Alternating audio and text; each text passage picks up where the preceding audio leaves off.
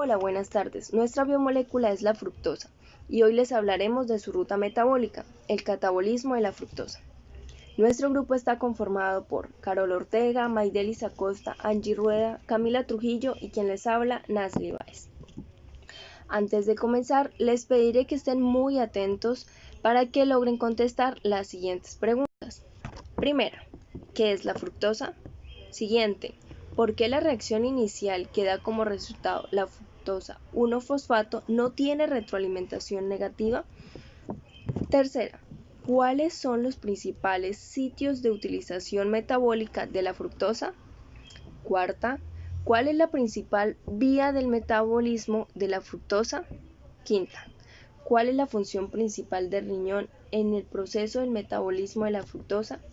Y última, ¿cuáles son los principales intermediarios de la glucólisis? Yo les hablaré sobre el proceso metabólico de la fructosa. Una vez que entra la fructosa a la célula, lo primero que sucede es que se va a fosforilar a través de la enzima fructosinasa y da como resultado la fructosa 1-fosfato, ocasionando que haya una depresión de fósforo en la célula, precisamente porque se lo están poniendo a esa fructosa. Esta reacción no tiene una retroalimentación negativa. Por ejemplo, la deficiencia de la temperatura. En el cuerpo se va a empezar a temblar para ganar temperatura y una vez que se nivele va a dejar de mandarse esta señal. En esta reacción no ocurre eso. Aun cuando hay una producción de fructosa 1-fosfato, no se va a limitar la actividad de esta fructosinasa. Se va a seguir produciendo siempre y cuando haya fructosa. Después de esto, la fructosa 1-fosfato se va a ir a través de la aldosa B a formar dos tipos de compuestos, de gliceraldehído y fosfato dihidroxiacetona. En algunas ocasiones, estas dos partes de la reacción son distintas, pues en la segunda parte suele ser que es bastante lenta, aun cuando la otra sigue siendo rápida. Entonces tenemos una gran producción de fructosa 1-fosfato. Esto, al acumularse, va a hacer que haya un decremento importante de fosfato intracelular, y esto a su vez va a activar la enzima AMP de aminasa. Lo que va a hacer es degradar ese AMP y traducirlo en inosin, monofosfato, y justamente esto va a ser una estimulación para el aumento en degradación de purinas, que evidentemente va a canalizar a mayor producción de ácido úrico. Cuando hay mayor cantidad de oxidantes mitocondriales, se va a inducir la inhibición de la enzima aconitasa, causando que el ciclo de Krebs se vea afectado y haya mayor síntesis de ácidos grasos. Un consumo elevado de alta fructosa o alimentos que tengan este ingrediente va a dar pie a hiperuremia y acumulación de ácidos grasos a nivel hepático, además de inhibir a nivel renal excreción de ácido úrico. Un ácido úrico mayor a 5 miligramos por decilitro es un factor pronóstico en la enfermedad cardiovascular. A mayor ingesta, mayor riesgo del síndrome metabólico, la enfermedad cardiovascular o diabetes. La fructosa está presente como azúcar libre en muchas frutas y en la miel.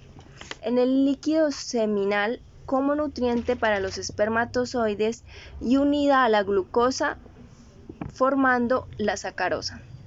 Cuando la fructosa entra en el cuerpo presenta dos vías para el metabolismo. La primera es exoquinasa, la fructosa 6-fosfato, y la segunda fructoquinasa, fructosa 1-fosfato. Un posible peligro es que su catabolismo en el hígado elude el paso de su glucólisis catalizado por la PFK y evita el punto principal de la central metabólica. Gracias. Hola a todos, mi nombre es Carol Ortega y hoy les hablaré sobre algunas características del metabolismo de la fructosa. La fructosa es metabolizada principalmente en el hígado y con mayor velocidad que la glucosa. Los principales sitios de utilización metabólica de la fructosa son el hígado, el riñón y el intestino delgado, que contienen los sistemas enzimáticos necesarios. Estos sistemas están conformados por 3 enzimas: la fructoquinasa o fructosinasa, la aldolasa tipo B y la trioquinasa o triosinasa. La fructosa no requiere el paso catalizado por la enzima fosfofructoquinasa, que es el punto donde se controla la velocidad de utilización de la glucosa. La fructoquinasa cataliza la transformación de la fructosa en fructosa 6-fosfato, además de catalizar las reacciones de otros azúcares como la L-sorbosa y la D-silulosa, entre otros. La afinidad de la fructoquinasa por la fructosa es muy alta, y esto se demuestra por su constante de velocidad de reacción medida en el hígado. La aldolasa tipo B transforma la fructosa 1-fosfato en D-gliceraldehído y fosfato de hidroxiacetona. Esa enzima también actúa sobre la fructosa 1,6-difosfato, transformándola en gliceraldehído 3-fosfato y dihidroxicetona fosfato. La fructosa 1-fosfato podría reaccionar con otras 2 enzimas aparte de la aldolasa tipo B si la fructosa 1-fosfato llegara hasta donde se encuentran estas enzimas. Esas enzimas son la aldolasa A, que se encuentra en el músculo, y la aldolasa C, que se encuentra en el cerebro. Otras enzimas que participan en el metabolismo de la fructosa son la fructosa 1,6-difosfato en fructosa 6-fosfato y fósforo inorgánico en una reacción irreversible. Estas enzimas juegan un papel importante en dirección con el flujo metabólico hacia la glucólisis o gluconeogénesis. Y por último, en los músculos y en el tejido adiposo, la fructosa es fosforilada por la hexocinasa para formar el intermediario glucolítico fructosa 6-fosfato. Mi nombre es Maydelis Acosta y hoy les voy a hablar un poco sobre el metabolismo de la fructosa en el hígado. La fructosa representa el sustrato preferido para la célula eucariota y puede usarse como una fuente de energía por todas las células del organismo humano, debido a la necesidad de conservar energía entre los alimentos y el hecho de que la grasa es más compacta y ligera que los carbohidratos como una fuente de almacenamiento de energía. La mayoría de las células humanas, con excepción del cerebro, han evolucionado en depender de la glucosa en las horas posteriores a los alimentos y si no, en los ácidos grasos. La fructosa no puede metabolizarse directamente en la mayoría de las células de nuestro organismo. En su lugar, sufre un proceso de primer paso en el hígado a través de una vía conocida como la fructólisis. Esta vía involucra enzimas metabolizadoras de fructosa enzimáticas. La primera es la fructosinasa, que cataliza la síntesis de fructosa 1-fosfatos. La segunda es la aldolasa B, que cataliza su degradación en gliceraldehído y fosfato dihidroxiacetona, que sus siglas son DHAP. Y la tercera es la triosinasa, que convierte la gliceraldehído en gliceraldehído 3-fosfato, que su sigla es GAP. Los metabolismos de la fructólisis, GAP y DHAP, también son intermediarios de la glucólisis y por lo tanto comparten más pasos metabólicos en el metabolismo de la glucosa. Cuando la glucosa se utiliza como un sustrato de energía en el hígado o en algún tipo de células del organismo, la glucólisis se regula estrechamente para cumplir las demandas celular de energía. Esto se obtiene por la inhibición de fosfofructosina, la enzima que convierte la fructosa 6-fosfato en fructosa 1,6-bifosfato en la vía glucolítica, por el ATP intracelular y los niveles de citrato. En cambio, cuando la fructosa se metaboliza en los hepatocitos, no existe una retroalimentación negativa en la enzima de la fructólisis y todas las moléculas de fructosa se convierten completamente en fosfatos triosa, que posteriormente se procesan en acetilcoenzima A, lactato, glucosa y eventualmente en ácidos grasos y triglicéridos. Muchas gracias.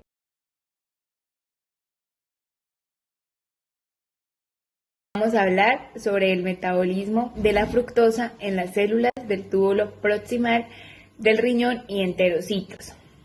Aunque decimos que la fructosa se metaboliza principalmente en el hígado, se puede incluir que las células del túbulo proximal renal también pueden expresar tipos de enzimas fructolíticas que ayudan a este proceso, aunque esos estudios aún siguen siendo inexplorados.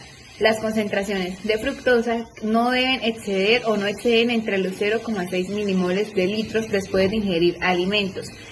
y este incremento se puede visualizar entre 1 y 3 milimoles sobre litros mediante la infusión intravenosa de fructosa. Es por eso que se dice que los riñones contribuyen al menos en un 20% del total del metabolismo de la fructosa. Vemos que en el riñón contiene hepatocitos y células del tubo proximal, en donde los enterocitos del intestino delgado también expresan una actividad enzimática completa para llevar a cabo este proceso de metabolismo. Es decir, los enterocitos van a contribuir en la gluconeogénesis total a partir de fructosa, en la producción endógena de glucosa, en la lipogénesis de novo y en la secreción de lipoproteínas. Se puede concluir como hipótesis que el metabolismo intracelular de la fructosa puede promover la absorción intestinal de esta misma, entrando a través de los enterocitos mediante una difusión facilitada mediada por la GLUT5. Hola, mi nombre es Camila Trujillo y a continuación explicaré el metabolismo de la fructosa durante el ejercicio. Durante el ejercicio de resistencia, el glucógeno muscular disminuye gradualmente y, como hemos mencionado anteriormente, la resistencia empeora. Un medio eficaz para aumentar la resistencia es aumentar el glucógeno almacenado en el músculo esquelético y en el hígado. Muchos estudios han evaluado si las bebidas con fructosa son benéficas durante el ejercicio, pero las altas concentraciones de fructosa pueden absorberse lentamente, dando como resultado menor volumen plasmático y mayores problemas gastrointestinales. Sin embargo, la fructosa puede tener efectos benéficos cuando se administra junto con la glucosa, ya que aumenta la absorción total de exosas en el intestino. La glucosa se utiliza en los músculos esqueléticos en contracción y resulta en una síntesis total de 29,5 ATP. En total, la oxidación de una molécula de glucosa plasmática utiliza 6 moléculas de oxígeno y 2 de ATP y produce 6 moléculas de dióxido de carbono y 29,5 ATP. Cuando la glucosa se convierte en el hígado, consume 2 ATP, utiliza 6 oxígenos y 4 ATP y produce 6 dióxidos de carbono y 29,5 ATP, representando una ganancia neta de 25,5 ATP. En comparación con la glucosa, la fructosa proporciona menor respuesta glicémica inferior, ya que presenta un índice glicémico más bajo. En conclusión, el consumo excesivo de fructosa puede causar dislipidemia, almacenamiento de grasa hepático y resistencia a la insulina en hígado en personas sedentarias. Presenta algunas ventajas potenciales como mantener la producción de glucosa hepática y aportar energía extra al lactato a los músculos esqueléticos en contracción. En la recuperación del ejercicio se ha demostrado que la glucosa junto con la fructosa aumentan la absorción total de carbohidratos y el consumo total de ATP.